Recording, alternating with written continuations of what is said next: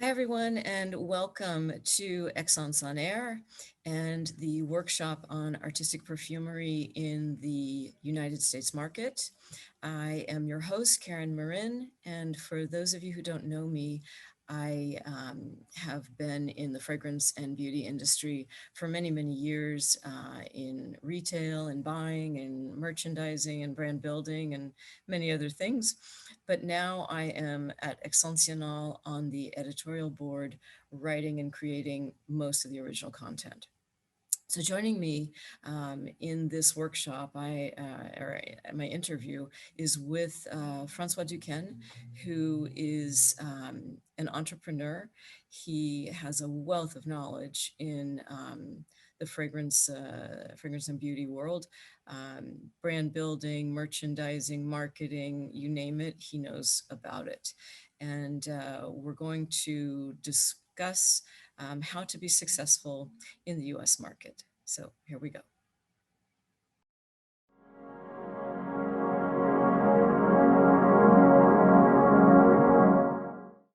Sense the question is, what is the opportunity for small fragrance brands in the U.S. market? And because they always, for years they're like, oh, I want to open the U.S. I want to be present. I want to be here and there. But I think that there's been a lot of dynamics that have changed. And is it still the case? And how complicated is it now to enter the market? Yes, so for sure, it's there's no, I don't know, it's like a turmoil, and there's no certainty, and there's no clear trend. What I know is that it's this, we're in the middle of that storm. Yeah. So the traditional way, I mean, you have to approach it differently in two ways. Either it's a perfume that is a brand that has an establishment, that has a notoriety, or so that could be a licensing brand, or could be a brand that is known. And these brands can do well and can still perform because they have succeeded to build a community. And what the pandemic has created is a kick in the butt to reconnect with your community. I did that. Like, I have a niche brand that I'm a distributor. It's called Olfactive Studio. And we did not, first we lost a lot, but then we didn't have a bad year. The brand has been established for 10 years worldwide, has been established in the USA for over 5 years. What we did is really reconnect with our clients online, because there has been a website. So we worked on the website. We offered free shipping for samples. We reached out to clients that are regular clients of the brand and told them about newness and things. So basically, we started to do basic customer relationship management that we never did before. And I think many brands did that. I think many brands did that. There was, how it went. It was like, okay, let's launch a fragrance. We have a deal with Saks. It's going to be in the windows. We pay 20% in demos. We throw so many samples. Allez, roule ma poule, like we say in France. Let's roll and see how it goes. Yeah. And then, so that was basically it, And then, who buys it and why? Why did we fall in love with this fragrance? Who cares? We sold it, and they may resell it, and who cares? They loved it. And then there's going to be a new thing coming in next month anyway. So wow, let's blast it again. So I think it kind of changes perspective. It's like, who are these clients that actually love our fragrances, and can we reconnect with them, and can we, get together, and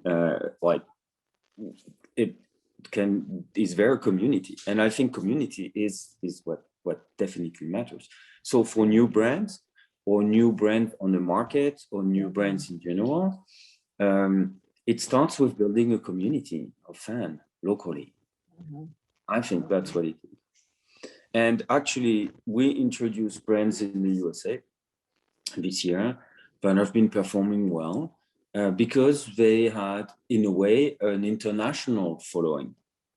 There is a lot of people in the USA that are extremely curious about what's created in France, what's created in England, how fashion is, etc. So there is the economy is still global, and especially luxury good is a very global thing. Yeah. And so if you have a brand that is established in France or in Italy that has a global outreach, you reach the USA. So naturally, you have a market in the USA that it's about to capture fast and connect with your community. And one of the first steps is to establish a website that works locally, because that's really the reference. You know, there is that has completely shifted today, even if you talk to retailers. But it was before the pandemic, but now it's when you want to introduce a new brand to actually a perfumery, an independent perfumery, they look at the website of his brand and the Instagram of his brand. And if, you know, I got many responses like, I don't know if I should introduce that brand. They only have 2,000 followers on Instagram. Yeah. Okay. That was a great answer. It goes to show that it's their community. Yeah. Because that's today, the number of people that follow you on Instagram is potentially an indicator of how large is your community.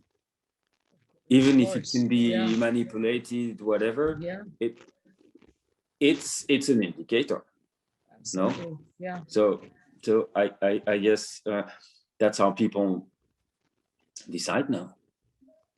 I even got an answer. I don't even need to know their website. I have their Instagram. I get it. I love what they do. I'm going for it. Wow. Okay. Yeah. So that's a really important. I mean, it's part of it's fundamental.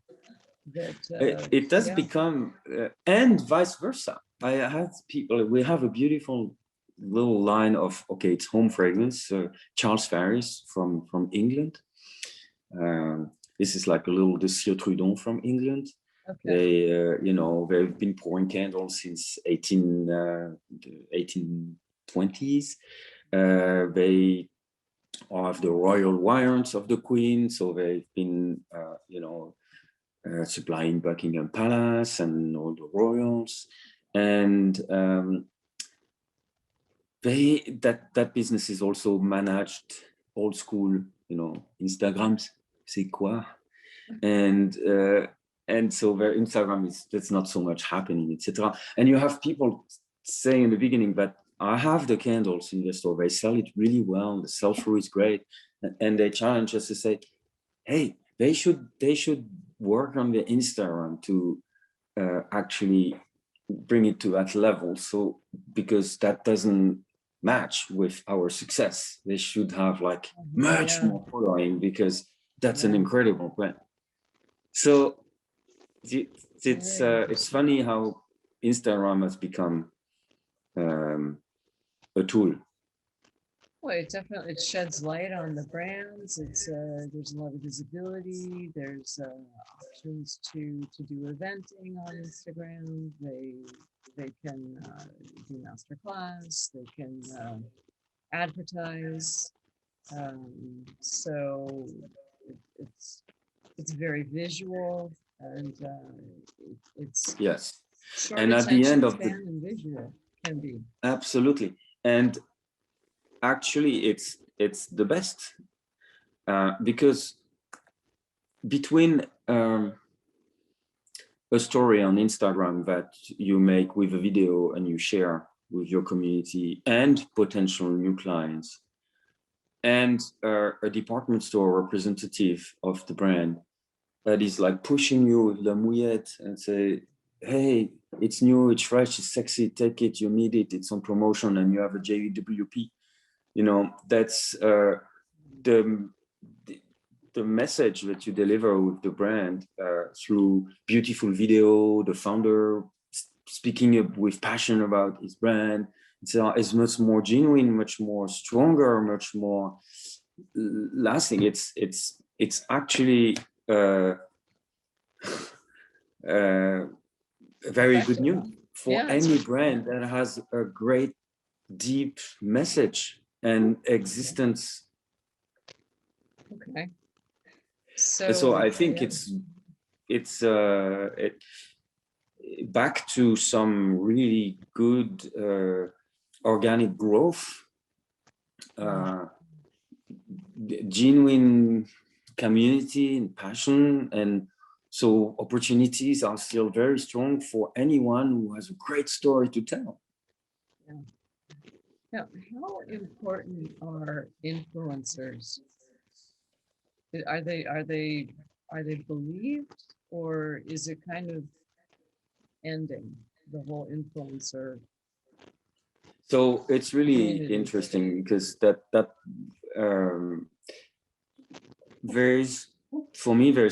two in the perfume world. There's two levels of influencers.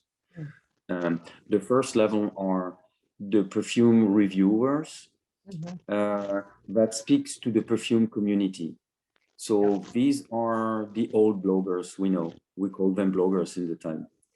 And so these are the Mr. Cologne, and we lost Brooklyn fragrance lovers, Carlos, early this week. Sad. He was the example of a passionate fragrance lover that was sharing his passion to his fans. So this level of, if we call them influencers, reach the perfume lover community. And that's very dynamic. That's great. Not always easy for them to do a living. They're amateurs that we're sharing. And then, you know, they need to monetize in a way that, and it's starting to be monetized, either asking brands for sponsorship or inviting advertising since they have more followers, which I love better than being sponsored by brands, because if they stay neutral, you know, it's the best. But so there is this. Fortunately, so it's very lively, obviously, and I know because we talk regularly with these people.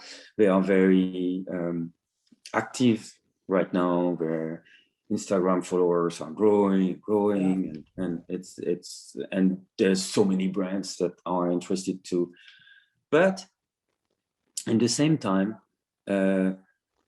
they reach only the community of fragrance lovers. It rarely goes beyond that. And that's something I heard for a long time, but I think it's really the confirmation of it. There's so many so-called niche brands that actually have a business, have been having a business for 10 years. They reach like the $500,000, it's like $1 million sales in a year. But they live with that close community of perfume junkies in a way, that switch from one brand to another, etc. But it's so hard to go beyond this community. So I think the community of fragrance lovers they're having probably their best time ever, because there's like so many brands everywhere launching great things, and free samples, and I mean, if you're a perfume junkie, you are in heaven, right? you know, and you just need to say that you're an influencer, and then everything falls. So you'll have every day you have a favorite perfume, and it's great. So that creates some buzz. But a brand that wants to grow and has a more universal message than just being a niche brand. It's funny as people say we're a niche brand. It's like, what? Like, why are you in your niche? Like, Right. Yeah. don't you want to? Anyway, so but it's interesting to see that it's the difficulty and the challenge is to go beyond this community. So now there's the other influencers, where are lifestyle influencers, or and whenever they capture a fragrance as a part of their lifestyle, and you know, the day before they were reviewing handbags, and the day before they were Exactly. Yeah. That is money. That is money. So it does work. I experienced that with two brands where there was a guy who reviews things for guys, you know, so beards, razors, cars, sports cars, etc. And then olfactive studio auto portrait, because that's a fragrance woody that he likes, etc. Being clearly online, lots of clicks, samples, orders, discovery sets, even the fragrance, because these guys were reaching beyond the community. And I think this is the challenge of our industry in general, and any independent brand. How can you reach beyond the fragrance community? So if you do a good job, the fragrance community will love you. That's fine, and that's important, and that's the first step of it. But the second thing is, like, where do you reach? Who do you reach outside of this community that did legitimate you, but now where do you reach? And that's what when we launch a brand, or distribute a brand, or we even produce a brand, which what I do now, we look at that. Can you reach beyond that community? So with Charles Faris, the candles from England, you can reach to the heritage. Like, we have a very good business in Texas, for instance, for people who are thirsty, like they want the heritage, the royal warrants. They buy it for, it's a great candle, but they also buy it because it has that heritage. So we communicate. We're sold in places where the only scented candle brands sold that are called Old England or English Garden Boutique, that has only English things in their boutique, is specialized into that. No. So you have retailers. There is an example of a retailer that only sells French product, imported from France, and they do well with one fragrance, and they do really, really well, because and the people browse in this website, they buy the pâté, they buy the foie gras, they buy you know, the good things they like from France that they miss here, Banania, Carambar, you know, all these brands. And then they're like, oh, is this perfume brand? You know, it's there is the French community that, you know, there's I think 360,000 people. So it's, you know, it's a market, it's a niche. Talking about niche. So, you know, they have to look outside of the obvious to what really where they could collaborate with what makes sense with their brand. So, you know, here it's a French heritage, or there it's having the royal patent and the British tradition. So it's really looking at where you could fit and position yourself Yeah, when I introduced the Baobab collection, the candles Baobab collection in the USA, was like 5 years ago now, until recently, we reached out to, Belgians have a great reputation for interior designs. They do furniture, there are a lot in that field, home decor. There's plenty of very successful Belgian home decor designers in the USA. And we reach out to them. We didn't go to the candles. Actually, the candle stores that sell diptychs, Trudon, and the department store, they didn't want that. They say it's too expensive. It's the packaging is, and so there was many criteria that didn't work for me. But we went to these guys, and they made it a total success. Because then people started to see large candles in the prestigious homes that they decorate, and that's a very successful introduction today. It has reached several millions now, and it's but we didn't go through the traditional retail of scented candles. I mean, I started that first, and I failed miserably. So rapidly we changed the strategy, and we went outside of the category. We reached out to people that were sensitive and knowledgeable about Belgium high design. Yeah. So you have to find strategies like that. And actually, this is where the word niche makes sense, because this is taking a niche that is large enough to tell, but not the niche of fragrance, because everyone is in the niche of fragrance. So yes. You have to go if niche, then over niche. You know what I mean? Right. Yeah. Find something else that's the niche that's in liaison with who you are, with what your brand is.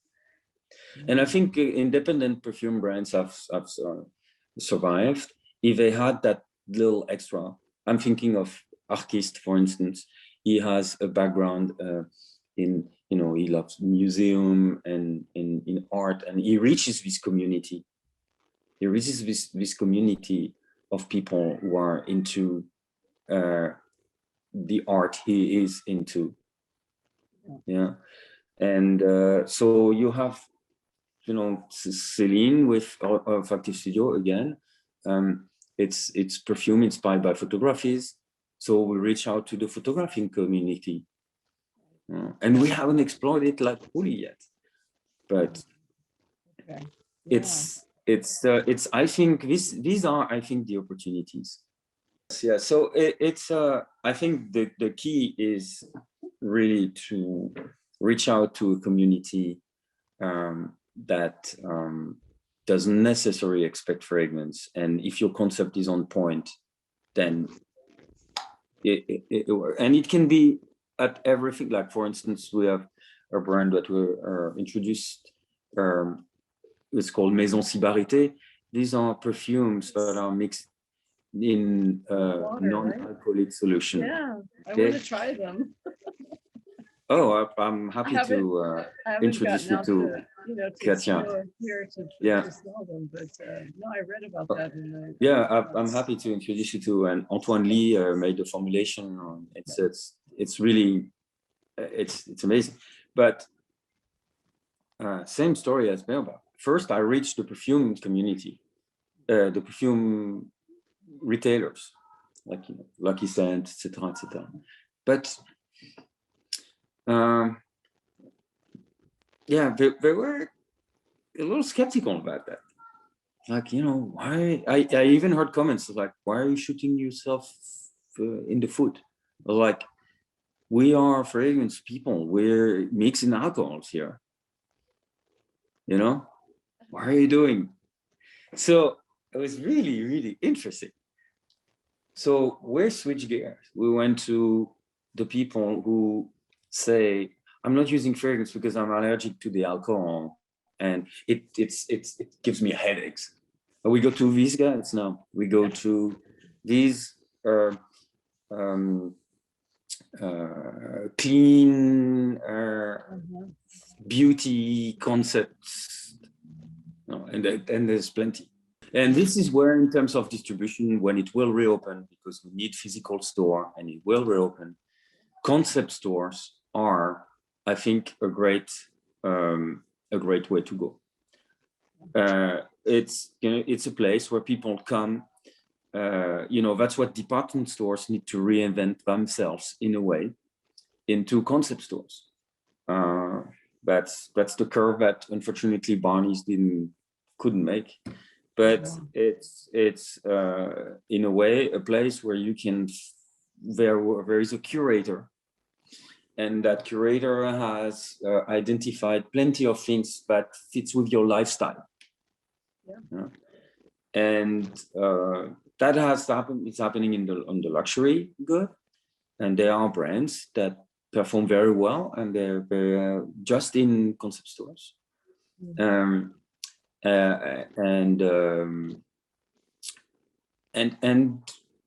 But it can go now also.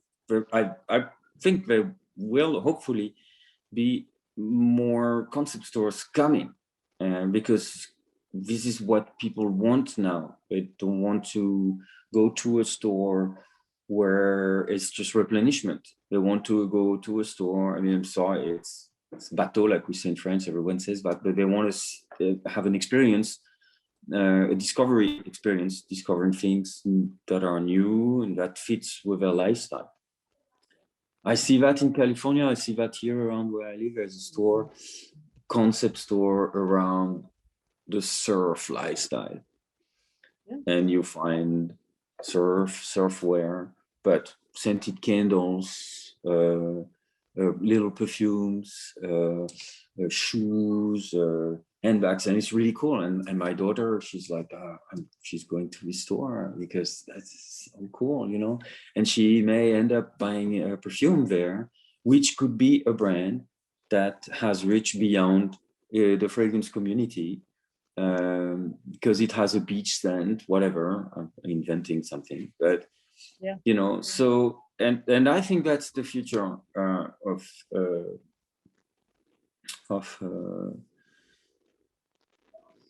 the fragrance industry, distribution in the USA.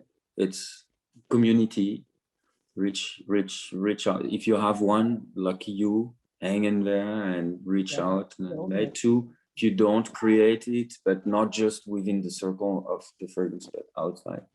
And three, retail will have to come back. I talk to retailers, even to department stores. They want new brands. They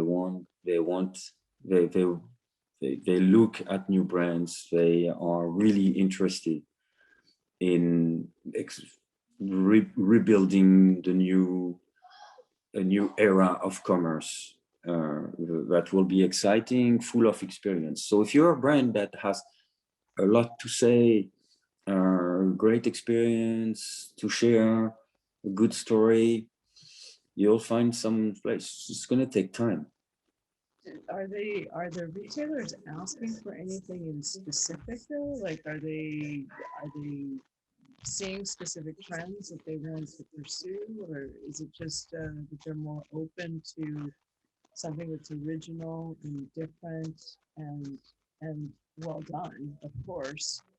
So right now there's a wave of also with the political situation in the USA, there's a wave of I haven't had a Black-owned brand. I need to have it.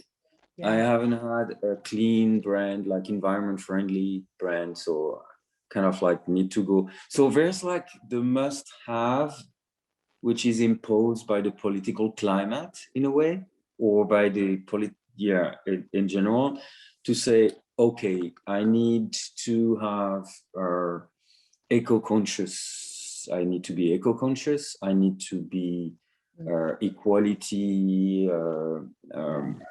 So I need to give woman-owned, Black-owned, Black-owned, woman-owned. Right now, it's like huge. It's the biggest opportunity. Yeah, I mean, it's a great opportunity. You know, I see it in the magazines. I see it in the advertising that the magazine was very white, and now all of a sudden everyone is of color. Yeah. So there's very a interesting. big wind of change there, and to answer precisely your question, you know, are the retailer looking at? Yes, they do look what is right now clean, minority owned, or and you know, also there's also a real sympathy for small business, you know. Oh, nice. Like it's almost like the big giants that make money and don't pay tax. You know, there's really a sympathy for small local business, you know. Yes. Local, Yeah. minority of that. So you have that. But then when we talk products, what they look is that as usual, excitement. Like, is there anything that excites you and that will excite my clients? Right. A new experience. So that's why innovation comes into place, charismatic founders, design. So that all these things that we know make a difference. Yeah. This is where I think if you have a fragrance that is just vanilla and amber, and it comes with a classic standard packaging that has been bought at Clover Plow and filled in a batch of 500, and with a nice branding, and it's a new niche brand, that is hard. Yeah. Well, yeah. Yeah. It's been done. That was hard, and that will be harder. Yeah.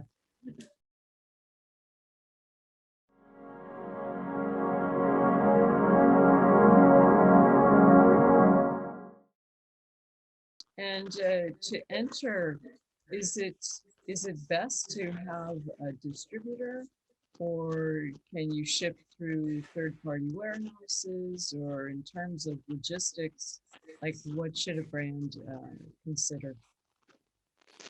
Yeah, it's a big question. It's a big question. It really, there's no answer. There's no clear answer. It really depends on the brand. If the brand doesn't want to be that active directly, let's summarize it differently. Either the brand that wants to own the US business, or you don't want to own the US business. So if you want to own the US business, you have to find a partnership, which is a service provider, like logistic. First of all, definitely you need local logistic. I do, for instance, I work with about 20 brands. 10 of them are just logistic provider. Okay. I'm just a third-party logistic provider, but I manage their website, and I ship, because today, you know, this is where commerce has changed. You used to send a case of 6 to a retailer, and that was it. Today, you have to not only ship to multiple clients that buy on the site online, but if you're in marketplaces, you need to be able to ship to Amazon, to the clients, or other marketplace. And today, Neiman Marcus is a marketplace. I mean, I'm selling at Neiman Marcus today, but I drop ship to clients.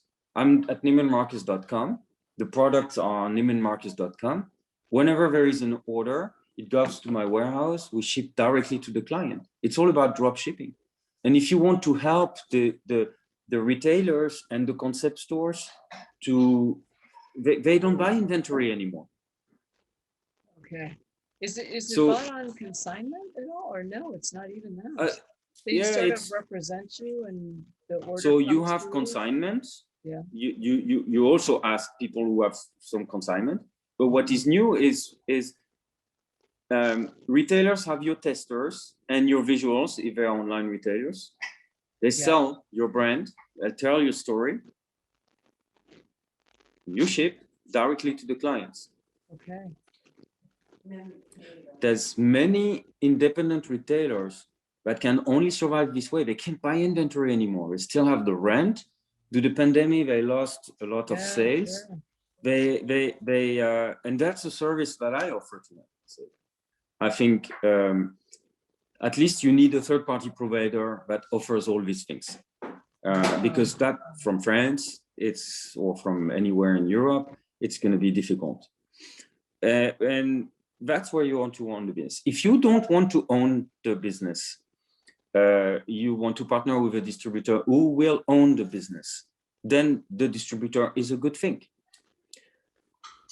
So now what has changed for a distributor is the cost of importing goods from Europe.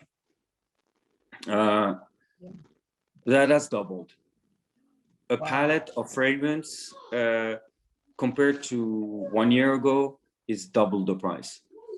Is it tariffs, or is it tariffs, exchange rate? It's all of that, no right? tariffs, No? just the cost of transportation. Because global logistic has been really disrupted. Yeah. I mean, look at all the good that used to go by plane. The commercial planes, they were not just carrying your suitcase, they were carrying also pallets of products. Right. All these commercial planes that are canceled, all the traffic, the airline traffic, FedEx doesn't have, I have a shipment that came from France last week. It was an emergency. We had 5 cases. Stuck at Charles de Gaulle for 6 days from FedEx. And we called FedEx, and FedEx said, we're overwhelmed. Yeah. We're overwhelmed. So it's the flow from Europe to the USA is absolutely congested. The prices are insanely high. They doubled.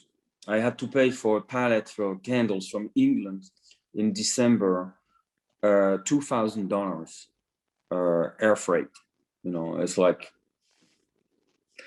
so again, it used to be less than 1,000, and on a ship it used to be a quarter of that. So everything is so that you have to take into consideration. The second thing is the exchange rates. I don't know how they're going to change, but we used to say, okay, €1, $1. It's 125 now, and it may not change because America, how they finance their debt. So by being, with a dollar that is there, so where it is. So I don't predict that it's going to be easy. This technical aspect, and that's a difficult part for a distributor, for the business model of being distributor. The third aspect with that as a brand is, if you're a large brand and you produce millions of fragrances, you can give a coefficient of 5 to a distributor. But if you're a brand that has a cost of good that is high, because of the low volumes and also the love and care that you put that is more expensive, the cap that is very special, and all these things that we said that makes your brand special, you can't survive with coefficient of 5. For some brands, the coefficient of 5 is actually your cost of good. So, but in the same time, as a distributor, you cannot really survive differently. Because you wholesale this product to people like department stores that pay you 90 days after and shave you 50 to 60% at wholesale. So that is a challenging distribution channel for sure. The way we distribute it, okay, the good distributor with a coefficient of 5, I think it's almost obsolete. We have to think about new ways that are in between. I introduced new ways in between, where the stock of the inventory of the company is on consignment. So it's not the same coefficient, and whatever is sold and is then paid. The brand is happy because they have a better margin. At the same time, they invested in inventory that is abroad and not there. So you have also other ways where the distributor can be just a service provider. So it's like a super agent that does both logistic and gets a percentage on sales, and some retainer for managing the website and, assuring presence, doing the customer service. These are kind of, I think, new ways to do business with distributors in the USA. All right, excellent. Well, I don't think there's very many of you either, because No, yeah. no. There are actually micro distributors, like people who have 1 or 2 brands and work from home, and they do a great job because they're focused on 1 or 2 brands, Sure, yeah. So that they're not even really on the map. They just know the brand and have been working with the brand for a long time, and I think it's a great way to go. Yeah, sure. There's people, they have relatives in the US who say, hey, can you help me introduce my brand? And they store it in my garage and do that, or relatives or friends. And this is great way to go. Yeah. And then there are heavier distributors. I mean, Euro Perfumes, the Fragrance Group, you have now the Soje Brothers, who are a distributor of Creed, are taking new brands. Yeah. You have Americas and you KVD. So you do have some people coming and emerging as well. But I think it's not the same classic business model that it used to be. It's almost an arrangement where each brand needs or not.